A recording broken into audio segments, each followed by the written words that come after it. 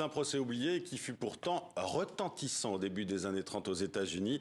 Un peu comme si Jeff Bezos était au tribunal aujourd'hui. Vous voyez, l'accusé est Andrew Mellon, banquier richissime, ancien ministre des Finances, traduit en justice pour fraude par l'administration Roosevelt. Un procès politique qui montre les tensions et les critiques autour du capitalisme à l'époque, juste après la crise de 1929. On en parle avec vous, Romain Huret. Merci d'être avec nous. Vous êtes historien et spécialiste des États-Unis et vous exhumez ce procès dans un livre à la découverte, Les millions de Monsieur Mellon, le capitalisme en procès aux États-Unis.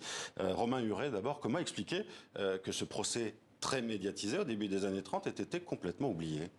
Il a été oublié parce que la famille Mellon, qui est une famille toujours très puissante aux États-Unis, la banque existe toujours. La banque existe toujours. Et la plus ancienne des États-Unis. Et la philanthropie de la famille est très importante. On donne beaucoup de bourses Mellon pour faire des études supérieures. Et donc la famille a préféré oublier ce procès, un procès qui a terni le nom de la famille et terni le grand fondateur de la famille, Andrew Mellon, qui va transformer cette petite famille en l'une des plus puissantes des États-Unis. C'est un fils de banquier lui-même. Fils de banquier lui-même, mais son père était un petit banquier de Pittsburgh. Oui. Et lui va devenir, à la fois, vous avez comparé à Bezos, mais il faut imaginer Bezos, ministre des Finances, c'est-à-dire un super Bezos. Et c'est ce que devient Andrew Mellon. Non seulement c'est l'un des hommes les plus riches du monde, c'est la 3e fortune des États-Unis, et il est nommé pendant 11 ans à la tête du ministère des Finances. Chez les Républicains. Chez les Républicains, un parti qu'il soutient. Un parti qu'il soutient. Et il va beaucoup aider à la fois à développer le capitalisme aux États-Unis dans les années 20 et à reconstruire l'Europe. C'est l'un des grands financiers et des grands ministres qui va reconstruire l'Europe après la Première Guerre mondiale. Alors, quelle est la personnalité d'Andrew Mellon, dont la silhouette, justement, a inspiré la silhouette et aussi du banquier sur la boîte du jeu Monopoly? C'est pas rien. Oui, c'est pas rien. Et c'est au moment du procès, c'est 1935, quand les frères Parker rachètent le jeu. Ils cherchent une image, une silhouette, et ils vont prendre celle d'Andrew Mellon, qui est un personnage très mystérieux, qui n'aime pas la publicité, qui déteste les journalistes, il déteste les médias, et il va toute sa vie vivre caché. De manière très étonnante, sa fortune est simplement déposée sur un compte en banque. Il a toujours refusé d'avoir une holding qui permettrait de faire fructifier les millions de la famille. Il gère tout seul, de manière très très discrète. Et lorsque le procès démarre, c'est la première fois, bien souvent, que les Américains le voient en chair et en os. On connaissait sa voix. On connaissait sa voix entendue à la radio, mais rarement cette silhouette. Un homme élégant. Un homme très élégant, très posé, très calme, très distant. Et bizarrement, il se révèle pendant le procès. C'est un taiseux, quelqu'un qui parle très peu.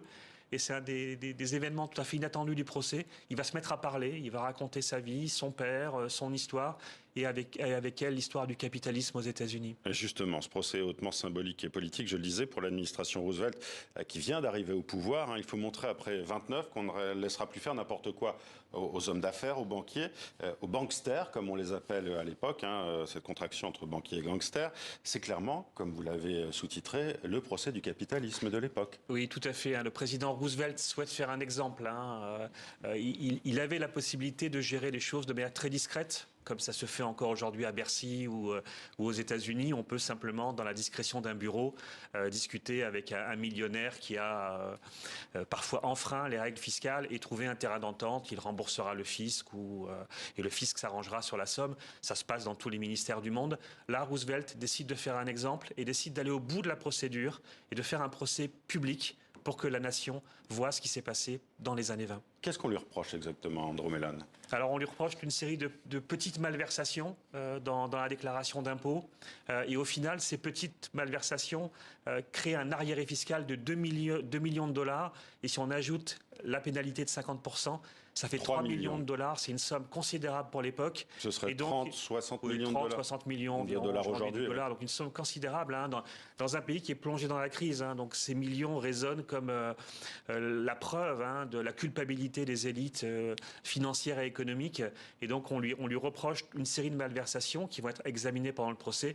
Et on lui demande de payer ces 3 millions de dollars d'arriéré. Alors lui, il vient au procès, vous l'avez dit, il se fait connaître d'ailleurs publiquement de cette manière, médiatiquement en tout cas, pour défendre son honneur. Parce qu'il a vraiment l'impression qu'on l'accuse de choses dont il n'est pas responsable, que c'est un homme honnête. Et ce sont vraiment deux mondes là qui s'affrontent, entre ceux qui dénoncent le capitalisme, justement, l'administration Roosevelt, et ceux qui défendent les milieux d'affaires et qui estiment qu'ils ont permis aux États-Unis de s'enrichir. Oui, on a deux visions de l'Amérique, hein, et tout est contradictoire pendant le procès. Ceux qui vont défendre ce modèle du capitalisme et qui faisaient une comparaison dans les années 20 avec Jésus, en disant que Jésus était le premier commercial de l'histoire du capitalisme, hein, et donc le capitalisme était fondamentalement éthique. Et de l'autre côté, Roosevelt et ses avocats qui vont dire que le capitalisme peut être dangereux, peut être inquiétant s'il n'est pas contrôlé, s'il n'est pas régulé. Ils ne veulent pas le supprimer, hein, c'est pas du tout l'idée. C'est simplement mieux contrôler les banques, mieux contrôler les hommes d'affaires et surveiller leurs déclarations d'impôts. Ça fait écho à ce qui se passe aujourd'hui, évidemment. Alors, il y a un point litigieux qui concerne l'art, en fait, et la philanthropie aussi par la suite, mais l'art avec ses œuvres qui ont été achetées à l'URSS, au musée de l'Ermitage. Oui, tout à fait. C'est une histoire absolument rocambolesque, hein, puisque lorsque Andrew Mellon était ministre des Finances, il apprend que le musée de l'Ermitage a besoin d'argent, comme toute l'URSS à l'époque, et décide de mettre sur le marché de l'art, de manière très discrète, hein, des tableaux très prestigieux, des grands tableaux de maître, hein, de l'art occidental. Mellon l'apprend et va acheter une partie de ces tableaux, hein, pour plus de 19 millions de dollars, donc une somme considérable.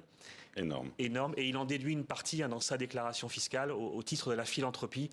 Et Roosevelt va lui reprocher de ne pas avoir montré ces tableaux, de ne pas les avoir rendus publics. Et c'est ça aussi qui va faire que le procès se termine. C'est-à-dire qu'en fait, Andrew Mellon va être reçu par Roosevelt, ce qu'on ne verrait plus du tout aujourd'hui. Hein.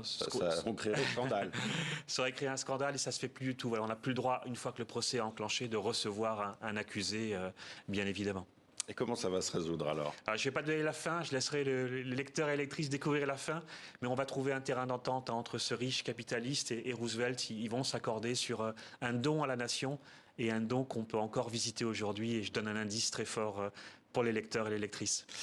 Quelles conséquences ça va avoir aussi sur la politique fiscale aux États-Unis, justement, ce procès? Les conséquences sont gigantesques, hein, puisqu'on va complètement changer la politique fiscale aux États-Unis et on va essayer d'imposer davantage les plus riches, hein, et les millionnaires, et on va créer un nouveau régime fiscal qui va durer jusqu'aux années 1970, hein, aux États-Unis. Merci Romain Huret d'avoir été avec nous. Je rappelle donc que vous avez publié ce livre, Les millions de Monsieur Mellon, presque millions d'ailleurs, Le capitalisme en procès aux États-Unis, aux éditions La Découverte. C'est un livre passionnant donc sur ce procès qui a été oublié et que vous avez donc sorti du passé. Merci.